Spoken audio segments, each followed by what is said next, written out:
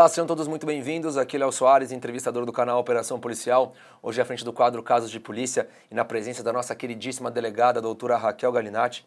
E hoje nós vamos fazer um caso bastante bizarro para vocês.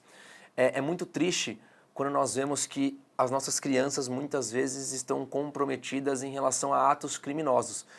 E até para a delegada Raquel Galinatti, no começo da nossa entrevista daqui a pouquinho, eu vou perguntar para ela se isso configura exatamente um ato criminoso. Por quê? Porque uma menina de 11 anos, no dia 14 de outubro de 2023, em Patos de Minas, incendiou o apartamento dos avós e trancou os avós dentro do apartamento. O avô e o avó dessa garota só conseguiram sobreviver porque saltaram pela janela do quarto andar da residência.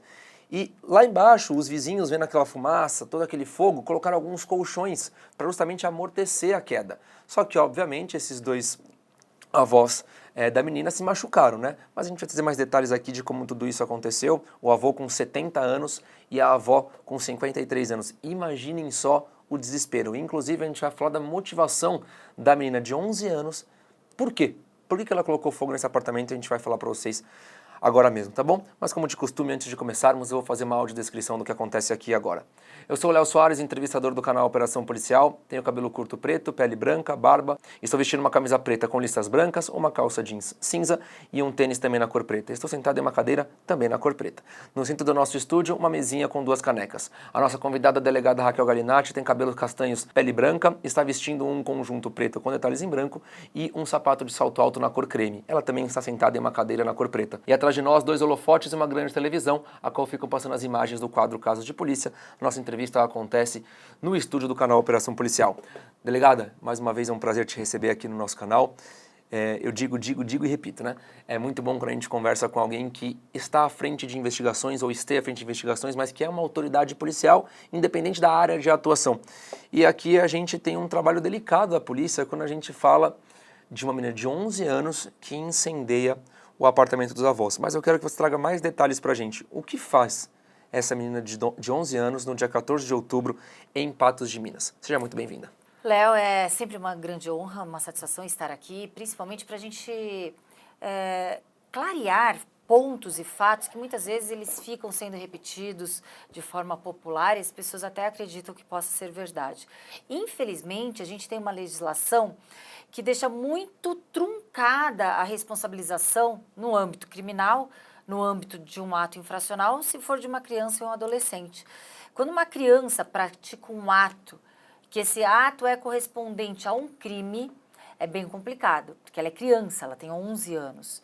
Então, nessa apuração, nem internação numa Fundação Casa, por exemplo, não seria viável, não seria possível, porque estamos falando de uma criança.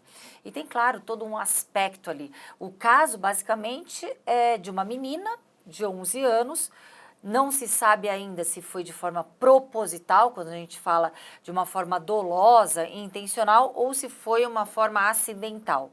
Colocou fogo na casa dos avós, no apartamento dos avós, e ainda os trancou no próprio quarto. A gente tem várias linhas para serem investigadas aí. Primeiro, se ela trancou os avós para não ser descoberta na sua molecagem, ou se ela trancou já com intuito criminoso para que os avós não conseguissem escapar e ali ela estava fazendo um ato realmente intencional que corresponderia a um crime. O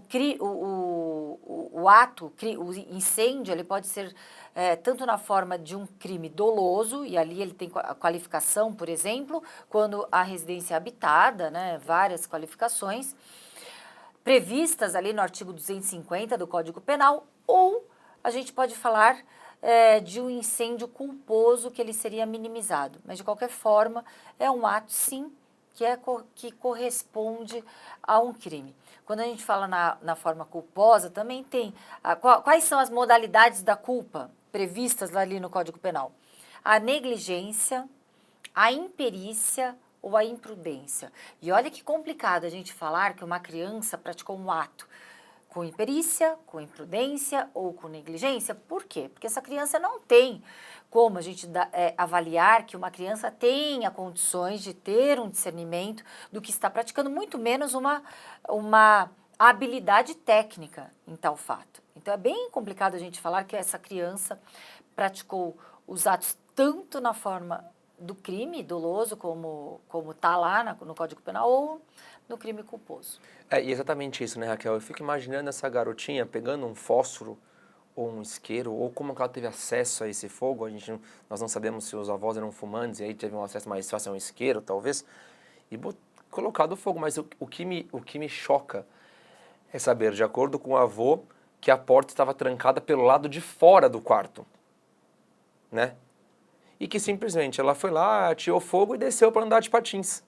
E aí a motivação surge nesse momento, no qual ela pede um celular para os avós para mexer, né? E depois ela iria andar de patins. Só que os avós negam esse celular.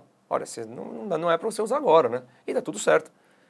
E ela simplesmente diz que vai descer para andar de patins, mas o avô ali estava pegando no sono e quando acorda sente esse cheiro de fumaça e vê que a menina não está no apartamento, justamente porque desceu para esse lazer, mas que o apartamento estava em chamas e eles não tinham como escapar. Então a única saída é ou morrer asfixiado, ou pular da janela e aí levantar aquela hipótese de pode ser que eu sobreviva. E é isso que acontece. Parece já, pelos atos que foram amplamente divulgados, né, noticiados pela imprensa, que tem uma perversidade, uma mente criminosa nessa criança. Algo correlato a uma psicopatia, foi desagradada, e ali ela quer impor a qualquer custo. Isso a gente não está falando mais de desobediência ou uma criança que não teve uma educação boa. A gente está falando de uma índole perversa, de uma índole criminosa, de uma mente criminosa. Então, quando você tranca pessoas dentro do apartamento, quando você ateia fogo no apartamento, porque teve um ato ali que foi contrariado, foi uma vontade contrariada.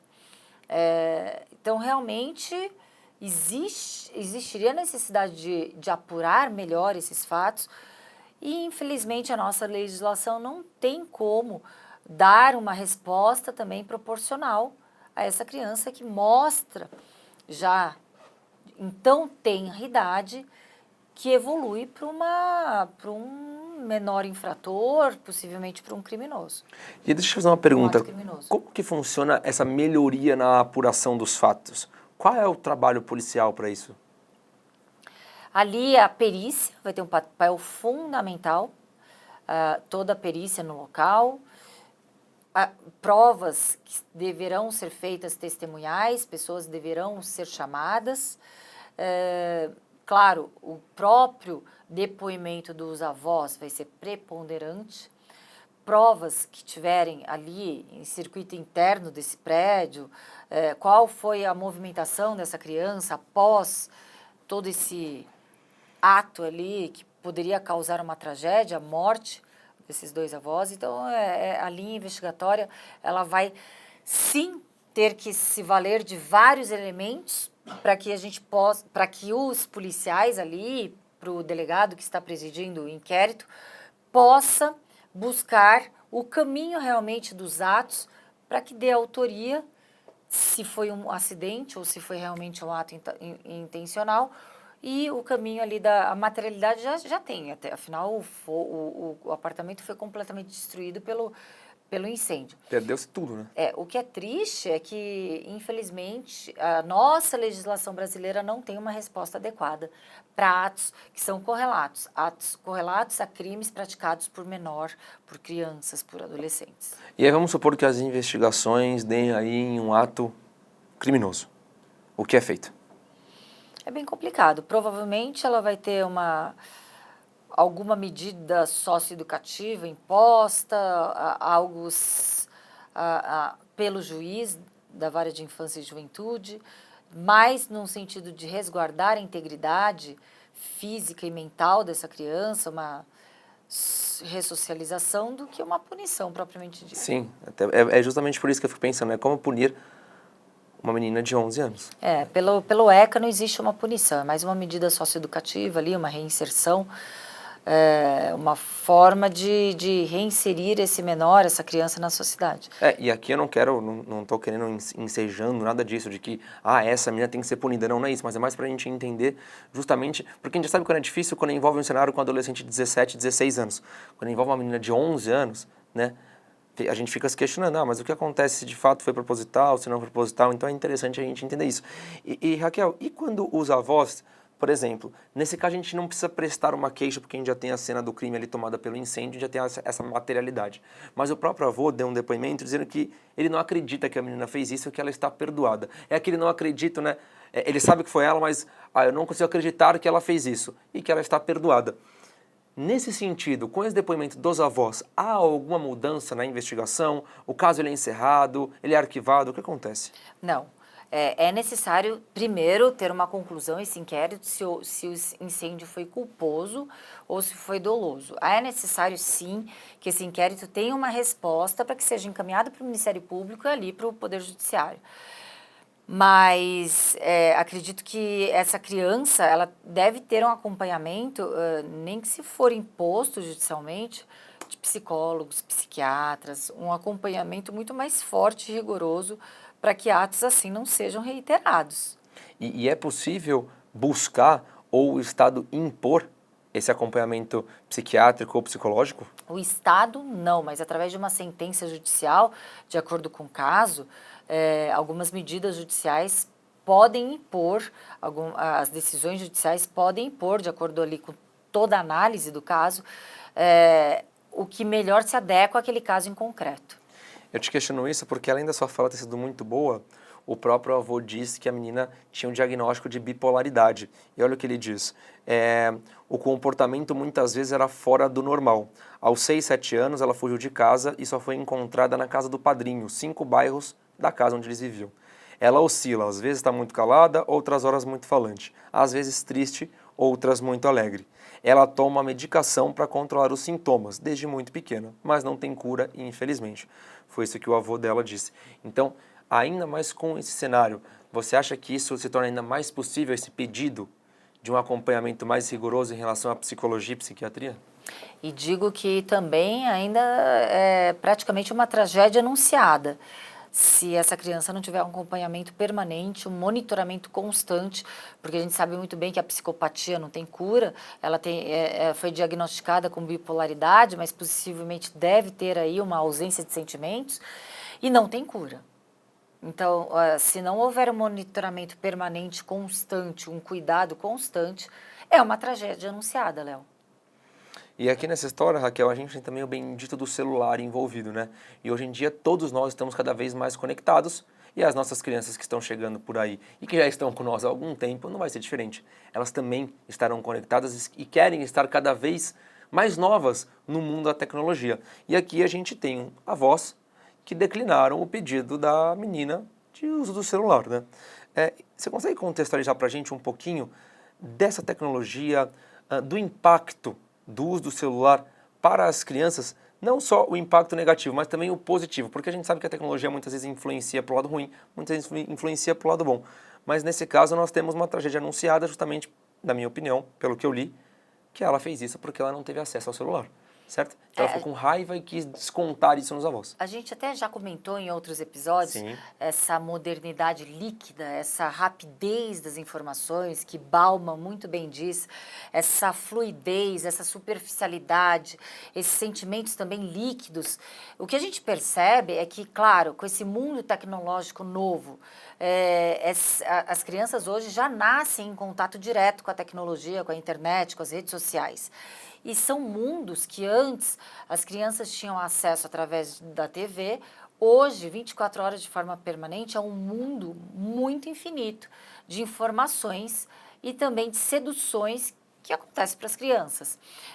Diversas formas, essas redes sociais, esse mundo imaginário, esse mundo maravilhoso, fantasioso, pode determinar uma formação psicológica dessas crianças.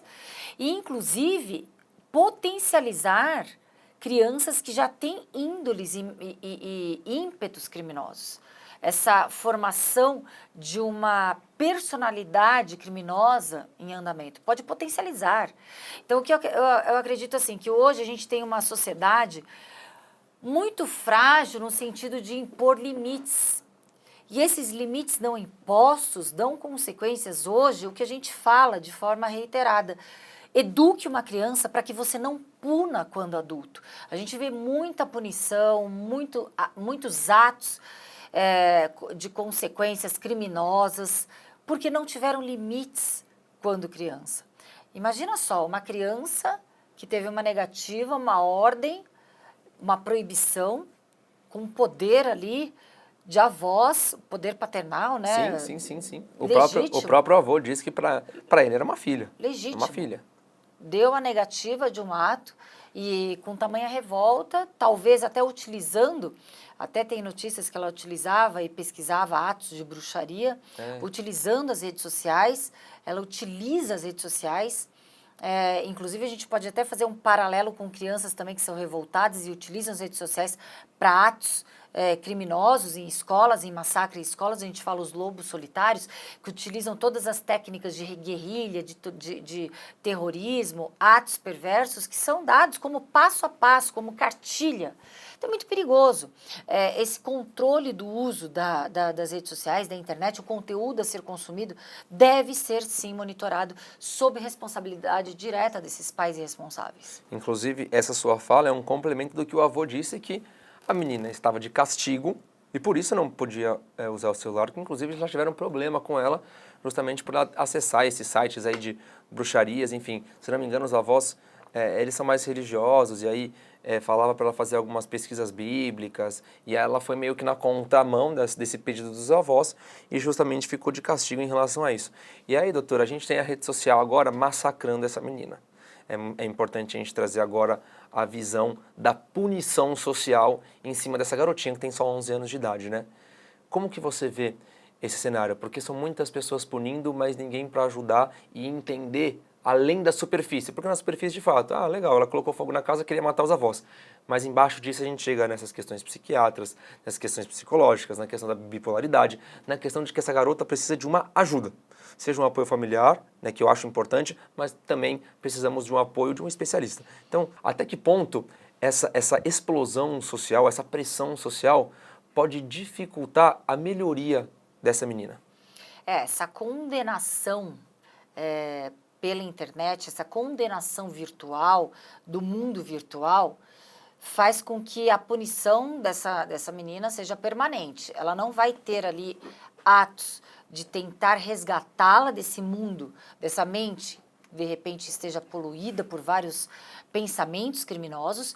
Ao contrário, só vai fomentar com que cada vez mais essa menina tenha mais vingança, mais sentimento de ruindade, de crueldade, e é isso, a gente vê uma crueldade. Quando a gente fala em redes sociais, quando a gente fala em mundo virtual, a gente vê que as pessoas elas tiram um pudor completo de pensar, articular e até mesmo verbalizar virtualmente tudo que tem tudo que tem de pior no ser humano.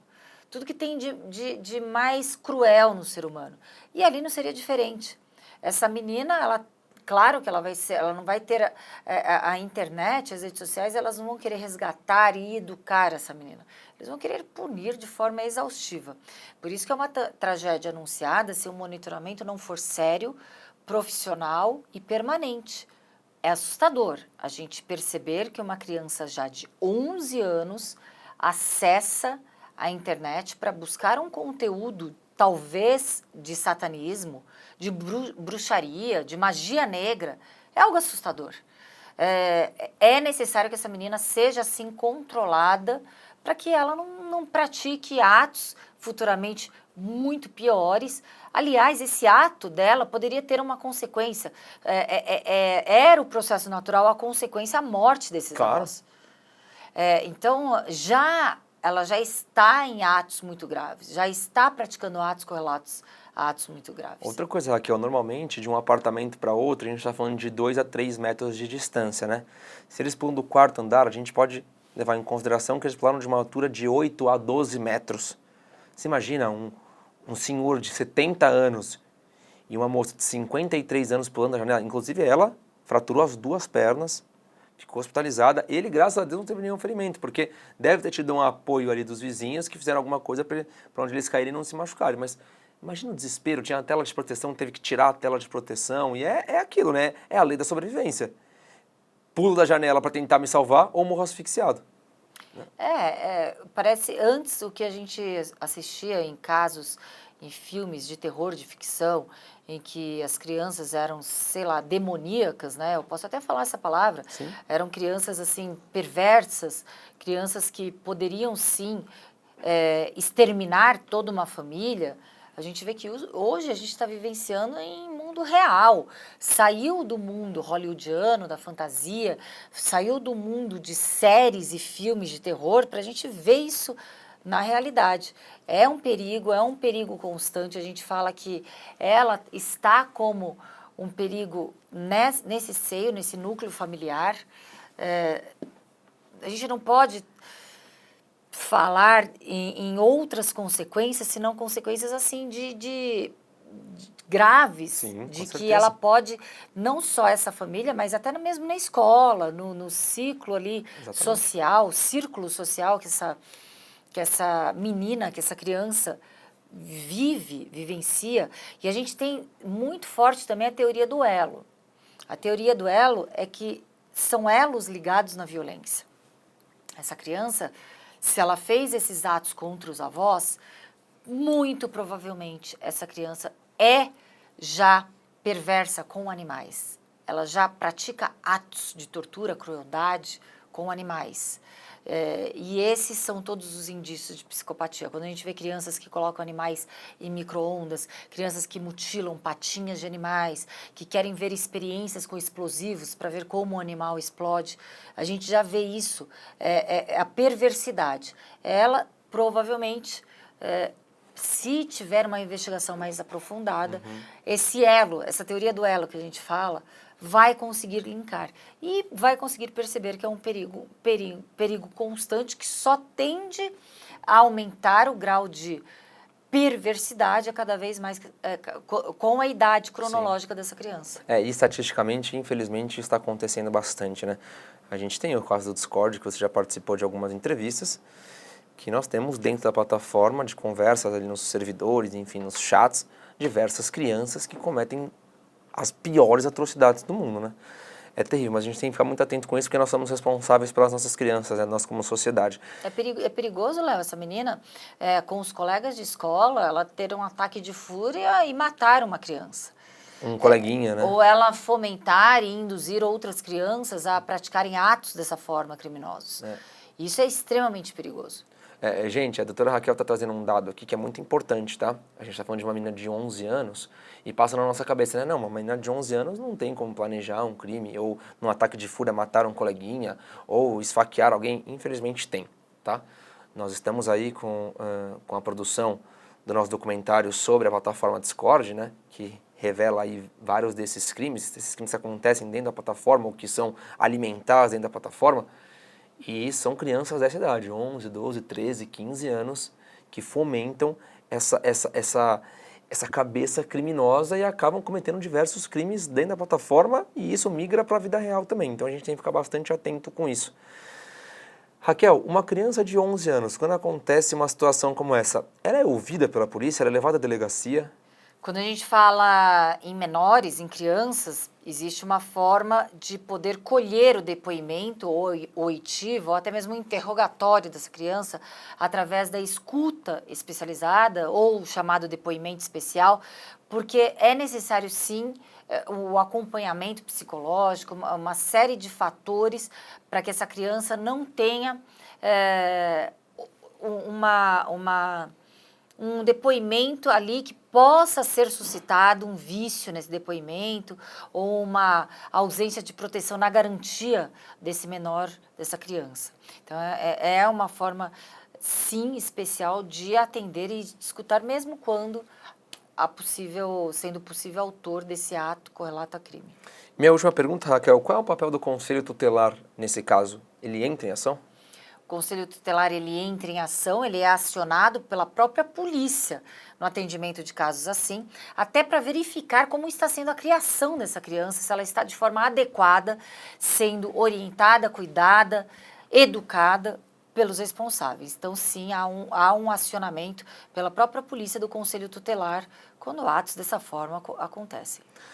Delegada Raquel, muito obrigado pela sua participação mais uma vez, é um prazer te receber aqui. Hoje nós trouxemos esse caso bizarro, como eu disse no começo, mas também bastante triste, né? Bastante triste a gente ver que isso aconteceu e, infelizmente, tanto o agressor quanto a vítima, cada vez mais novos, é pior, né? Porque é mais sensível, né? Ela realmente hoje é um crime que a gente comenta com muita tristeza. Acho que uma tristeza potencializada, porque a gente vê ali crianças que estão praticamente perdidas na sua inocência, já como adultos nos seus atos criminosos. É muito triste. Delegada Raquel, muito obrigado pela sua participação. Nosso canal está de portas abertas para te receber novamente. Eu que agradeço, e esse foi um caso realmente particularmente muito triste, porque a gente vê a inocência de uma criança completamente perdida quando atos criminosos de adultos são praticados. Gente, hoje eu conversei com a delegada Raquel Galinatti, delegada de Polícia Civil, sobre um caso bastante triste, né? Quem lê essa notícia aqui com certeza choca, porque nós estamos falando de uma menina de 11 anos que no dia 14 de outubro deste ano, infelizmente, ela cometeu um ato terrível. Ela colocou fogo no sofá da casa dos avós, esse fogo se alastrou, pegou o apartamento inteiro, tomou conta de tudo, e os avós ficaram trancados no quarto, e esse quarto estava trancado pelo lado de fora. Para se salvarem das chamas, os avós se jogaram da janela do quarto andar. Um avô de 70 anos e a sua esposa de 53 anos, ambos estão vivos, graças a Deus, estão bem. A avó chegou a fraturar as duas pernas, teve dor no peito, e o avô não teve ferimentos. E é muito triste quando a gente fala de uma criança, né? Tanto a criança quando vítima, tanto quando a criança quando agressor. Porque aqui a gente já trouxe vários casos no qual a criança ela é uma agressora. Inclusive, digo e repito, como esses casos aí dessas plataformas de conversa, no qual crimes envolvendo crianças, as crianças como agressoras, estão acontecendo sem parar. Agora as investigações continuam, a polícia vai determinar aí através de todos os laudos periciais, enfim, e de todo o decorrer da investigação, se foi um incêndio culposo, quando não tem intenção, ou se foi um incêndio doloso, quando há uma intenção, podemos dizer, criminosa, né? Mais uma vez, vó e vô estão bem, e o vô chegou a dizer que perdoa a sua neta e que não guarda mágoas do que aconteceu.